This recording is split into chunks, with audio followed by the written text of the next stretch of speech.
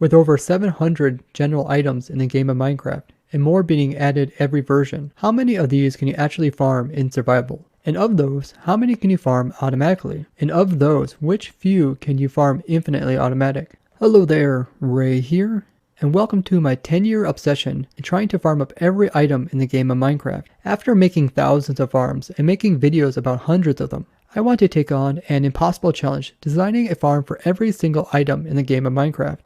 Let's see where the true limitations lie for automation in Minecraft. Every episode, we're going to try to farm up a new item and seeing what challenges we have to overcome along the way. Today's challenge is to make a magma cube only farm. This will provide us with magma cream. This resource is very useful as you can make magma blocks out of it as well as fire resistant potion. This also allows you to skip the step of combining slime as well as blaze powder together in order to make magma cream. If we pull this off, we should be able to have more automation in the game with less crafting, which is a win-win in my eyes. So let's go ahead and see if we can accomplish this. Yeah, so we're here in one of the new biomes. This is basalt deltas, and in here you only get magma cubes to spawn as well as ghast. Magma cubes have a weight of 100 for spawning, and ghast have a weight of 40. This was checked in the code by cheater codes, meaning that those are only two mobs that will spawn in this dimension besides striders, which use a passive mob cap. Those have a weight of 60, but they don't interfere with the hostile one. Right here we got our old skeleton only mob farm. This uses the Soul Valley biome in order to only get skeletons to spawn. Extremely useful, and I have a video about it as well, which you guys can find in the description. But we're gonna go ahead and make a magma cube only farm producing magma cream. So we're going to modify this and use the same kind of setup as we did with the other one.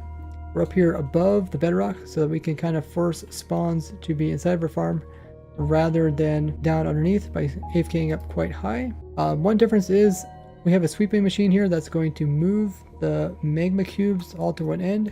But there's so many different sizes. There's medium ones, big ones, tiny ones, which makes it very difficult to go ahead and push them all with a single flying machine. So it's better probably to lure them out, and we'll use iron golems as magma creams are aggressive towards iron golems, and we'll try to run towards them and actually kill them. So the ceiling is the proper height. We just want it to be shorter so that ghast can't spawn. By making the ceiling shorter than 4 blocks tall, that means ghast will not be able to spawn. That means every single spawn attempt will actually be a magma cube, giving us extremely high rates. The magma cubes can notice iron golem from 16 blocks away, so any magma cube at a good distance away will be able to move towards the iron golem. We can either have the iron golem kill them, or we can have them killed by other means. The iron golem himself can actually take damage, so if we can't just put iron golem in here, you can see that he'll take way too much damage and he'll eventually die from the magma cubes hitting him. So we made a little setup over here where it's a circle, and the circle allows it so that any magma cube that spawns will be able to see whatever's in the center. And what we have in the center is iron golem. Iron golem's right there. The magma cube right here is within 16 blocks of the iron golem. All the way around here is a perfect circle, so any of them will be able to see him. Then they're all trying to hop towards him. The ceiling is just under 4 blocks tall. 1, 2, 3, 4. If this trapdoor wasn't here, then it would be 4 blocks tall.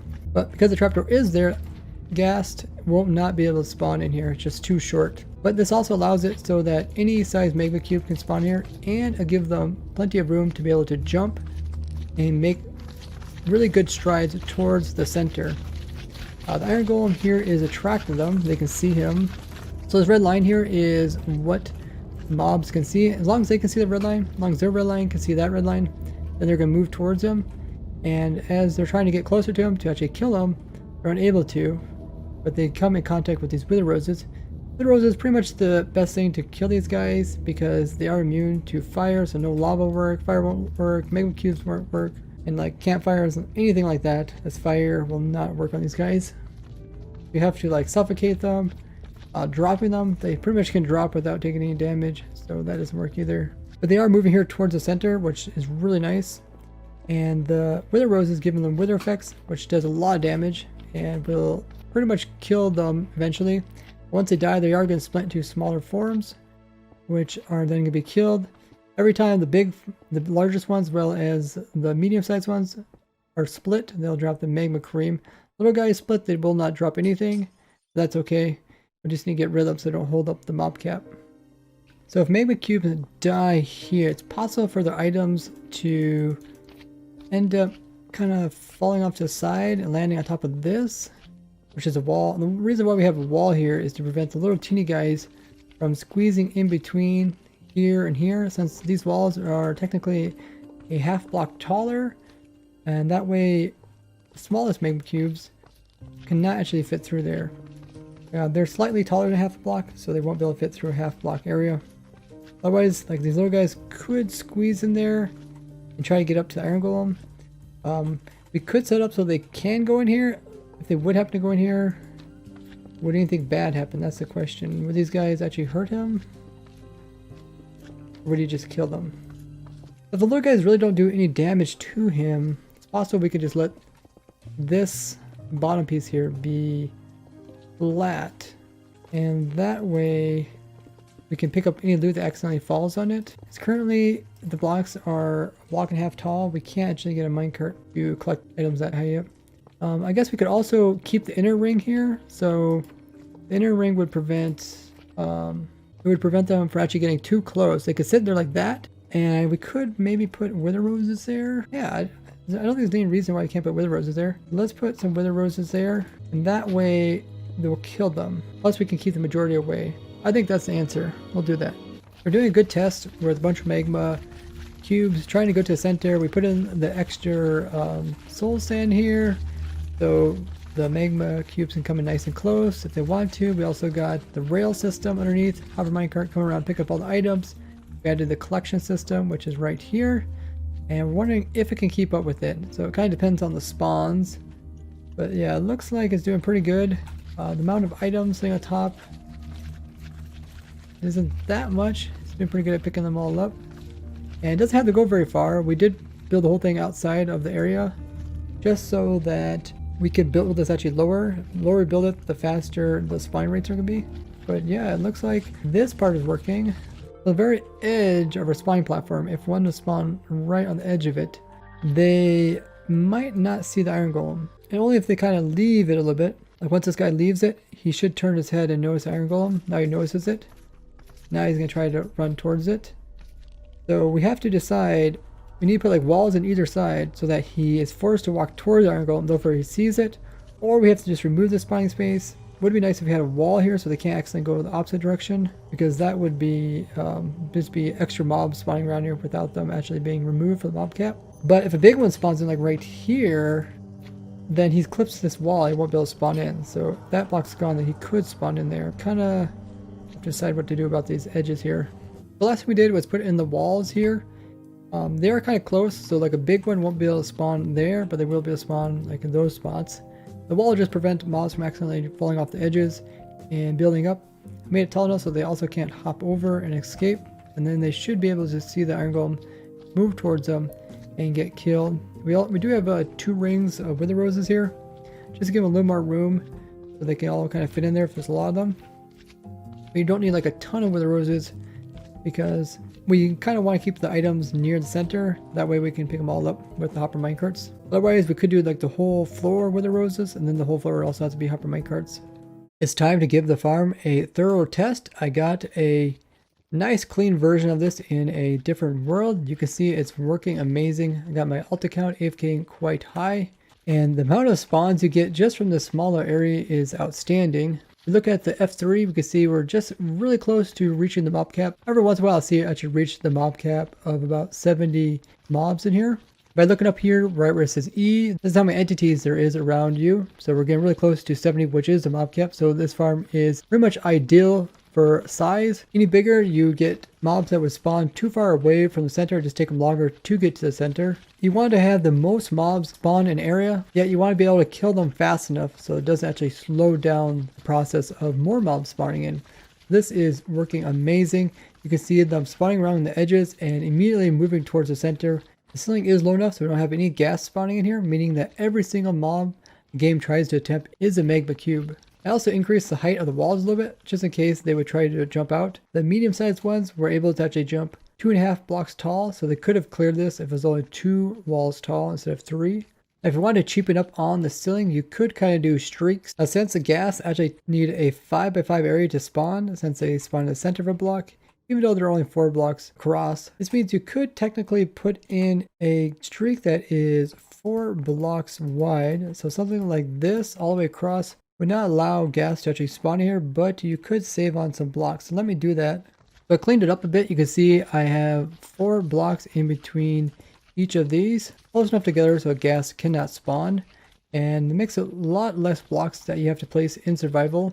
Something to keep in mind when you're designing farms is more blocks usually just takes more time to place. I also remove some blocks from the edges because we can remove 4 blocks away from each of these edges. Since ghasts aren't able to spawn here, like if a ghast would try to spawn here, it would need to have 2 blocks on every side in order to spawn up 4 blocks tall, and then it would hit on this corner here, so it wouldn't be able to spawn there. This will just allow it to be a little bit cheaper to build up. Now, mobs can't actually spawn on top of trapdoors anymore. They changed that. But magma cubes, the largest ones, can actually jump up 4 blocks. I mean, they could jump from here all the way up to on top of this. And that is quite a leap if you look from down here, but they can do that. So we need to put a little bit extra blocks here so they don't jump on top of that. Now, they shouldn't try to jump out, even though they could, because they will be attracted to the golem in the center. If I turn hitboxes, I'm pressing F3 plus B. You can see even from way back here, you can see the red line, meaning that any magma cube that we spawn back here would be attracted to the golem. Once they get really close, they can't see him, but they know he is still there, and they'll still try to go towards him. So notice how these guys just, even the big ones, will just keep walking towards the center and hanging up against this fence here, so they can't actually get to him. I put some blocks on top of these walls as well, because if there's no blocks here, the wall is a different shape, actually giving a small ledge for them to stand on. So if I land right here, I can actually stand on this wall here, and they're able to do that as well and jump over top of this. So we don't want to give any ledges for them to walk on. Every time a large magma cube or a medium-sized one dies, there is a 1 in 4 chance that it will drop a magma cream, which is kind of low compared to most mob drops. But since they keep dividing when they die, like a big one dies, they divide into 4 medium-sized ones. When they die, they divide into 4 more small ones. It does add up quite quickly. The other thing that we're taking a look at is where the magma cream items actually land, so they can be picked up. I see one landed way over here. I'm not sure if it got like kind of pushed out before it died, but the majority of them look like they are dying near the center where the wither roses are. Underneath of this block here, we're also picking up items, so they don't necessarily have to fall directly on the roses. Like items like this are just outside the edge. It looks like the majority of them are being picked up by the hopper minecart. If you wanted to, you could always come in and add another row of rails here to pick up any stray items. So since the hopper minecart looked like it was able to keep up with the rates, I went ahead and expanded the rails a little bit wider just to catch any of those items that would fall a little too far out. But you can see I'm having this problem where these rails are not powered here in the center, and I can't really put a lever in here. I could come up and place a lever on the floor and power that, but for every type of redstone component you put onto the floor, mob will not spawn there. So the solution to this is go ahead and use redstone blocks. Mobs can spawn on those, and they also power the rails down below. So I can power this rail here, and you'll see it actually powers this entire rail here. And by doing this, we can go ahead and remove the levers which are over here, because these are actually preventing mobs from spawning there, which medium-sized ones could spawn there. Now this does make the area look a little bit weird with these redstone blocks here, but it does overall help the farm. I went ahead and reworked the rails. You see it only actually took 2 redstone blocks on either side to keep them all powered. And putting down rails, just don't really overthink it. As long as you cover the entire area, it doesn't matter what type of design you do, it will work. And in the end here, I just had to curve this one rail. Now even if a magma cube would get outside of this area, you can see as soon as he falls below the farm, he'll actually despawn. This is because it's outside of the range of where the player is AFKing. This has to do with them spawning. Right after they spawn in, they will immediately try to jump. They end up kind of spawning and jumping before they even see the iron golem. I think we do want to increase the height of this wall by 1 more block just to prevent them from escaping. So it's a taller wall. If they accidentally try to hop against it, they won't be able to at least escape. And then once they fall down, they will then see the iron golem and move towards the center. Kind of just a weird mechanic to do with magma cubes and how they spawn in. Now when it comes to spawning, the way the game actually checks for magma cube or to spawn in an area is that it will actually check not only 2x1 area, so check this area to see that there is air blocks here and a solid bottom block so they can actually spawn. Now that means even the smallest ones need this much room to spawn in, and they can't spawn in like a spider would with a block above them. But when it comes to the medium-sized ones as well as the huge ones, they do check around them. So like the medium-sized ones are a little bit slightly bigger than one block, so they do check the other blocks around it. So they actually need a 3x3 in order to spawn in. And since they're less than 3 blocks tall, they will check the initial 2 blocks as well. But for the big ones, they will check a 3x3 because they are slightly bigger than 2x2, but they will check 2.5 blocks above them, making sure that they can actually fit in there. And we have plenty of room with this setup here. Now where you AFK this farm is right above the very center of the farm, so right where the iron golem is, up 128 blocks. So if we just fly above it, you can see what it looks like from above, and we keep going upwards. We reach the AFK platform. That is this here. This block is sitting at Y level 254. And by sitting here, all the magma cubes can spawn within the farm, but nothing can spawn underneath of the bedrock ceiling. And since the area around the player which mobs can spawn is a sphere, the very bottom of the sphere is a circular shape, which this farm pretty much encompasses perfectly. So anything that is even tries to spawn on this level will despawn, and definitely everything underneath of the nether ceiling will despawn. If you're wondering how to get through the bedrock ceiling or how to make another portal which links up to the top of it, I have 2 great videos linked below which go into all the detail you need to know about that. Now everything about the farm is looking really good. I think it's time for us to go ahead and check the rates of the farm.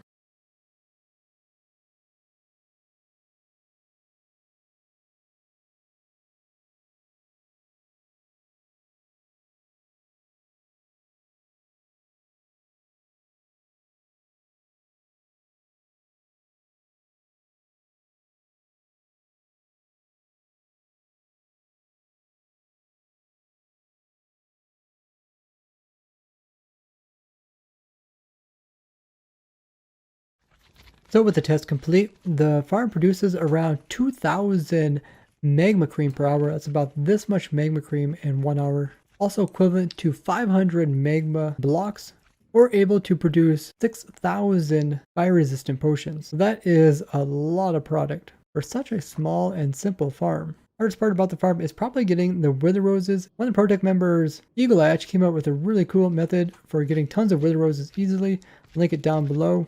If anyone on your server ever gets a wither, make sure you use that method to get a lot of wither roses. You can make farms like this quite easily. It also takes an iron golem, but it's only one iron golem. It doesn't take that much iron to produce one of these guys, especially if you have a iron farm. Even like my quick iron farm would give you enough to produce this guy. The actual structure itself, you can pretty much build out whatever materials you want to. We just used the new blocks because they look really cool. And the rails, you can kind of skip on them and only use a few power rails if you don't want to waste too much gold. And you can also still use a rail duper to obtain more of these. All in all, I'm really proud at the design we built up.